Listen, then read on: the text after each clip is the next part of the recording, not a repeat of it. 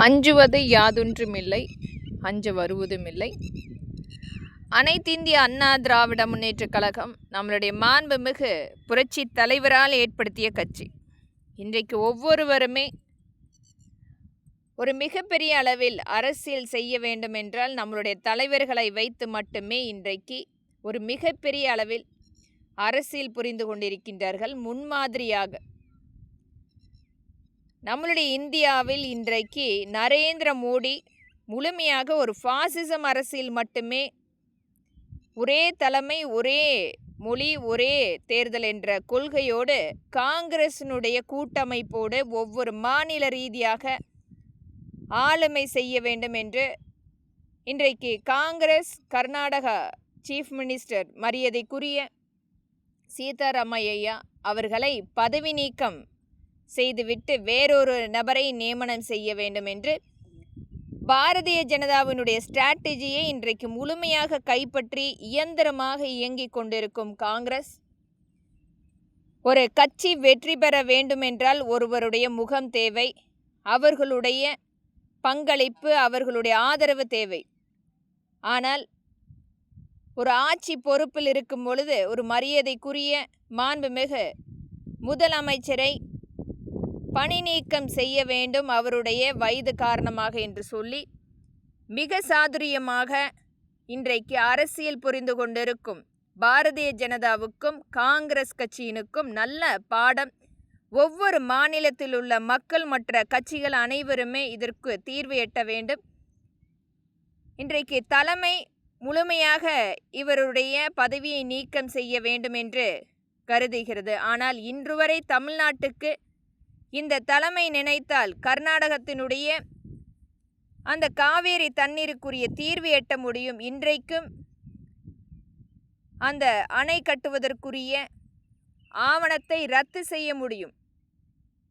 தலைமை அங்கீகரித்தால் ஒரு முதலமைச்சருடைய பதவி நீக்கம் செய்ய முடியும் என்றால் நம்மளுடைய தமிழ்நாட்டுக்குரிய தண்ணீரை இன்று வரை காங்கிரஸ் கொடுக்காததுக்கு காரணம் சொல்ல முடியுமா என்பதை இங்கு நான் தெளிவாக மக்களிடத்தில் இந்த பதிவை நான் பதிவிடுகின்றேன்.